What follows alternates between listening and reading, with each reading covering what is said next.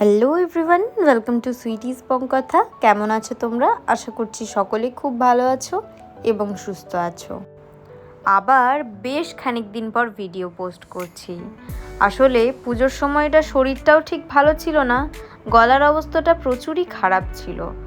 বৃষ্টিতে মহালয়ার দিন যা ভিজেছিলাম, তো সেই জন্য শরীরটা অনেক খারাপ ছিল, যার জন্য ভিডিও এডিট করার মতো সময়টাও পাইনি।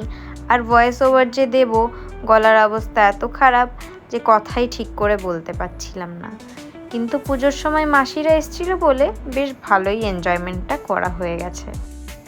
তোমাদের সঙ্গে আজকে মহালয়ার দিনের ব্লগটা একটু শেয়ার করে নেব। তার আগে মহালয়ার আগের দিনের কিছু ক্লিপস আমার কাছে ছিল, আমরা যা যা করেছিলাম সেগুলো তোমাদেরকে একটু দেখিয়ে নিলাম। আসলে দিদি প্রত্যেকবার পুজোর সময় সময়ে আসে, মহালয়ার এত আগের থেকে আসে না, তাই গোলুরও আসা হয় না। ও কিন্তু খুব একটা মহালয়া কিভাবে সেলিব্রেট হয়, বোম ফাটানো এসব কিছুই জানে না। তাই ওর জন্যই আমরা গেছিলাম বোম কিনতে, আর প্লাস তারপরে আমরা ডিনার কমপ্লিট করেই বাড়ি এসেছিলাম। তো গোলুর এটা প্রথম মহালয়া, একদম প্রপার আমরা যেভাবে ছোটোবেলা থেকে মহালয়া সেলিব্রেট করে এসেছি বা দেখে এসেছি সেভাবে। ছোট বাচ্চারা নতুন কিছু দেখতে বা শিখতে দুটোই খুব পছন্দ করে, তাই গোলু এসব দেখে বেশ খুশি ছিল। সেদিন রাতে ঘুমাতে ঘুমাতে অলমোস্ট 3টে বেজে গেছিল, কিন্তু পরের দিন যেহেতু ঘুরতে যাওয়ার প্ল্যান ছিল, সকাল সকাল উঠে পড়তে হয়েছিল। চোখ মুখের হালত দেখলেই বুঝতে পারবে। উঠে ব্রাশ করে চান করে রেডি হয়ে নিয়েছিলাম, কারণ এরপরে বেরিয়ে পড়তে হবে।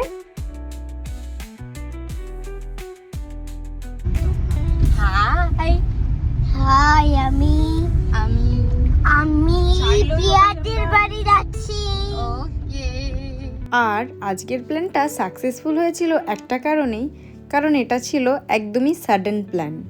কারণ আগের থেকে প্ল্যান করলেই কোনো না কোনো কারণে আমাদের ঠিক ক্যান্সেল হয়েই যায়, যার জন্য আগের দিন ঠিক করে আমরা পরের দিন বেরিয়ে পড়েছিলাম। প্ল্যানটা পুরোপুরি ছিল প্রিয়াদির, তো সেই মতো আমরাও খুব খুশি ছিলাম, এক্সাইটেড ছিলাম। যেহেতু আমরা রাইডে যাচ্ছিলাম, সবাই মিলে স্কুটি বাইক নিয়ে যাব এটাই প্ল্যান করেছিলাম। প্রিয়াদির বাড়ির বাইরে দিদি গাড়িটা পার্ক করে দিয়েছিল, তারপরে আমরা বেরিয়ে পড়েছিলাম সবাই মিলে।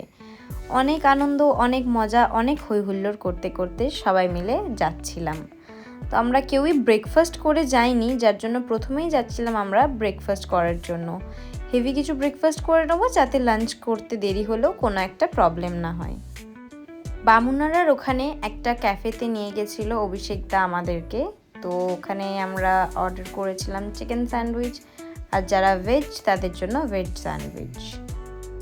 গোলু নতুন মানুষদের সাথে খুব জলদি অ্যাডজাস্ট করে নেয়, যার জন্য ওকে বাইরে নিয়ে গেলে আমাদের কোনো অসুবিধাই হয় না, ও আমাদের সাথে সাথে এনজয় করে। খাবার অর্ডার দেওয়ার পর যতক্ষণ অর্ডার রেডি হচ্ছিল, আমরা সবাই বাইরে বেরিয়ে পড়েছিলাম ভিডিও শ্যুট করার জন্য। সবাই মিলে খুব মজা করছিলাম। দিদি আর আমি দুজনেই ফার্স্ট টাইম এমনি হচ্ছে যে কোথাও একটু যাচ্ছি, তাও আবার বন্ধুদের সাথে। সবাই আমার বন্ধু নয়, আসলে এই যে সবাই আমার থেকে সিনিয়র, বাট একসাথে সবাই মিলে বেশ মজা করি, বেশ ভাইব করি।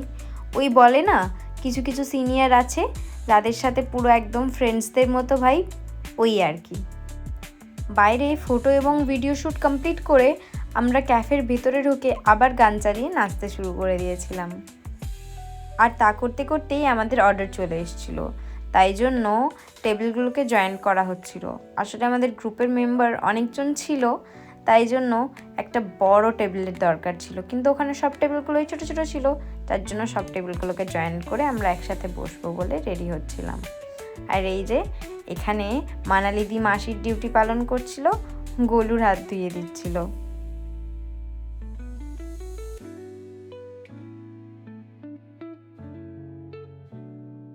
ফাইনালি সবারই অর্ডার চলে এসেছিল, আর স্নিগ্ধা দিয়ে আমাদের জন্য খুব ভালোবেসে কোল্ড ড্রিঙ্কস সার্ভ করছিল। এই যে সবাই খুব গর্বিত, স্নিগ্ধাদিকে নিয়ে এটা নিয়ে স্পিচ দেওয়া হচ্ছিল।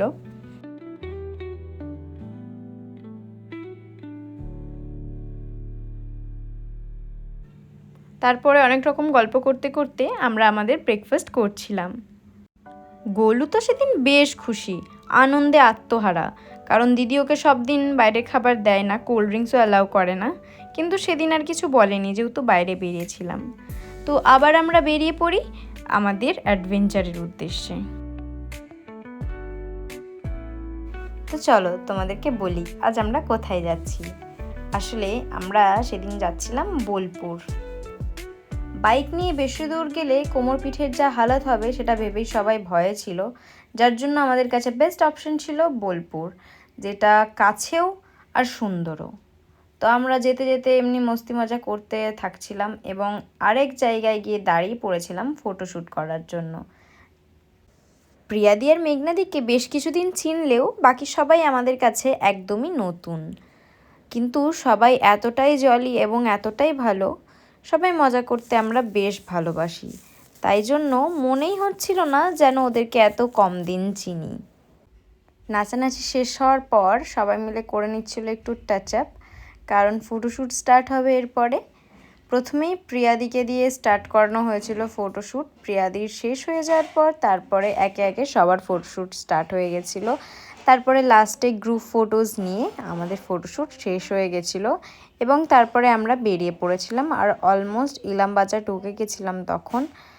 বোলপুর ঢুকতেই দেখি অল্প অল্প বৃষ্টি পড়া স্টার্ট হয়ে গেছে আর রাস্তাঘাট ভিজে আছে, তার মানে ওখানে বেশ ভালো রকম বৃষ্টি হয়েছিল। তো আমরা ভয় পাচ্ছিলাম আমরা পৌঁছানোর আগে যেন বৃষ্টি না স্টার্ট হয়, আর আলটিমেটলি সেটাই হলো। সবাই মিলে এমন উবুড়ি চুবুড়ি ভিজে গেছিলাম যে বাধ্য হয়ে একটা শেল্টার নিতে হলো।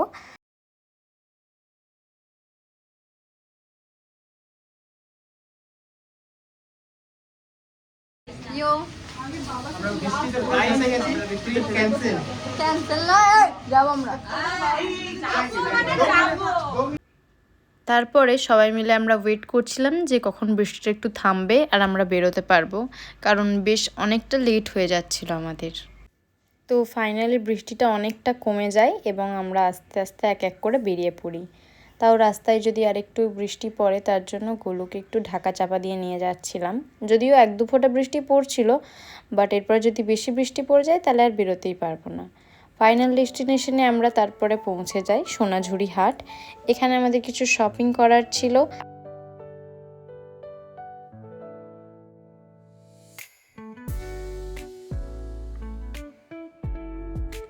বেশিরভাগ মেয়েরাই শাড়ি নিয়ে অবসেস থাকে, তাই আমরা সবার প্রথমে গেছিলাম শাড়ির দোকানে শাড়ি দেখার জন্য। আর বৃষ্টিতে ভিজে একজনের মাথাটা একদম ক্র্যাক হয়ে গেছিলো, যার জন্য এমনি পাগলামি করছিল আর আমাদেরকে এন্টারটেইন করছিল। আর সবাই মিলে আমরা পাগলামো দেখে হেসেই যাচ্ছি আর হেসেই যাচ্ছি, কারোর আর হাসি থামছে না। তো গাইস ফাইনালি এখন আমরা বৃষ্টিতে অ্যাডভেঞ্চার করতে করতে ফাইনালি চলে এলাম। কেমন লাগছে? ভালো তো অনেক লাগছে, কিন্তু লজ্জা পাবো। বৃষ্টিটা থামার পর তারপরে সব দোকানগুলো আস্তে আস্তে খুলছিল এবং আমরা প্রথমেই শাড়ি দেখছিলাম, যেহেতু সবাই নিজের মন পছন্দ মতো শাড়ি নিয়ে নিচ্ছিলাম। আমার দিদি সব থেকে বুদ্ধিমানের কাজ করেছিল, ওখানে গিয়ে দুটো গামছা কিনে নিয়েছিল, কারণ মাথা কম বেশি সবারই ভেজা ছিল।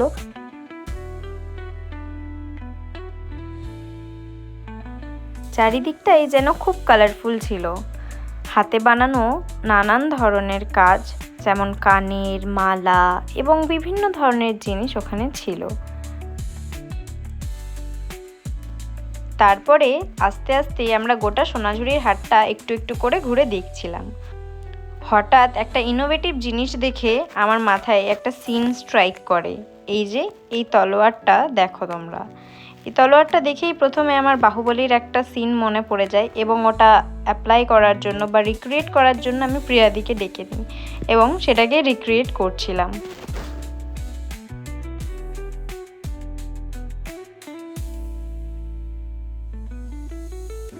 চারিদিকে সবাই নিজের নিজের কেনাকাটি এবং দোকানদানি করতে ব্যস্ত। हाँ बोल बोल नहीं तू बोल। सो गाइस ये अपना भाई का कुर्ता नहीं मिल रहा है इसको। शांतिनिकेतन सोनाझुरी हाट। सो সোনাঝুরি হাট, সরি। আমরা গিয়েই প্রথম শপিং করে নিয়েছিলাম, তারপরে দাঁড়িয়েছিলাম। মানালিদি নিজের জন্য এবং বাড়ির সবারই জন্য জিনিস কিনছিল, আর আমরা ওখানে দাঁড়িয়ে ওয়েট করছিলাম। ওখান থেকে র্যান্ডাম একটা ফ্যান উঠিয়ে আমি হাওয়া খেতে স্টার্ট করে দিয়েছিলাম। অনেকক্ষণ ওয়েট করার পর ফাইনালি মানালিদির সব শপিং কমপ্লিট হয়ে যায় এবং মানালিদি চলে আসে। তারপরেই আমরা যাচ্ছিলাম এক্সপিরিয়েন্স করতে সোনাঝুরির হাটের মেন অ্যাট্রাকশন ফোক ডান্স।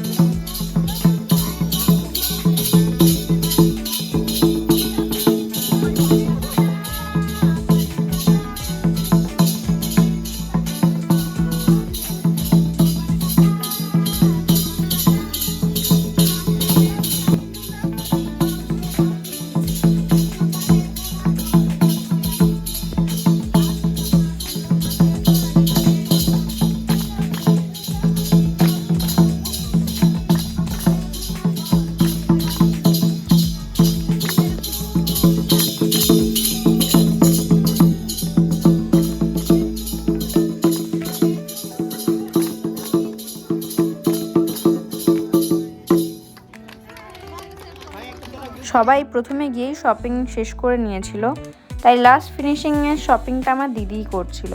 আসলে গোলু সেদিন খুবই বদমাশি করছিল, যার জন্য দিদি প্রথম গোলুকে নিয়ে ঘুরছিল, তারপর আমরা সবাই মিলে গোলুকে রেখেছিলাম আর দিদি শপিং করছিল।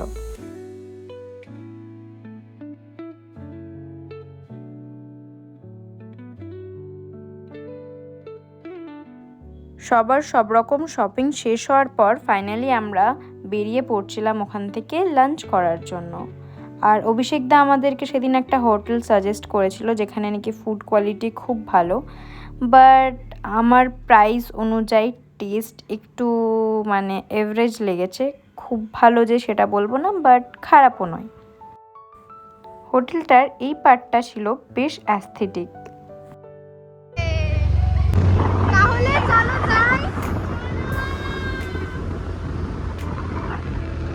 ফাইনালি আমরা বাড়ির জন্য রওনা হয়ে গেছিলাম, আর সেদিন ওয়েদারটা সত্যি বলতে খুবই সুন্দর ছিল। আমরা ফেরার সময় জয়দেব হয়ে এসেছিলাম, তো এদিকের রাস্তার দুদিকে ধানের ক্ষেত ছিল, খুব সুন্দর লাগছিল দেখতে। আমি যখন মাসির বাড়ি যাই তখন এমনি দুদিকে ধানের ক্ষেত দেখতে পাই, খুব ভাল লাগে। আসার সময় যে রাস্তাটা দিয়ে এসেছিলাম 2 মিনিট পর একটা করে বাম্পার, কিন্তু যাওয়ার সময় যে রাস্তাটা দিয়ে যাচ্ছিলাম রাস্তাটা খুব স্মুথ ছিল, প্লাস চারিদিকে গ্রিনারি আর খুব ভালো ভিউ। সবাই মিলে গল্প আড্ডা মজা করতে করতে বাড়ি ফিরছিলাম। সব ট্রিপের শুরুতেই যতটা এনার্জি থাকে, বাড়ি যাওয়ার টাইমে এনার্জিটা পুরোপুরি একদম লো হয়ে যায়। How's the juice, guys? Very low. Tired. Battery low हो गया। বাড়ি পৌঁছে ফ্রেশ হয়ে আমি আর দিদি আবার একটু বেরিয়েছিলাম। আমরা গেছিলাম ব্যানাচিতি। আসলে আমার এঙ্গেজমেন্ট প্ল্যাটারের জন্য কিছু আর্টিফিশিয়াল ফ্লাওয়ার, তারপরে ময়ূরের পালক এবং যেগুলো দরকার মনে হয়েছিল সেগুলো কেনার জন্যই গেছিলাম।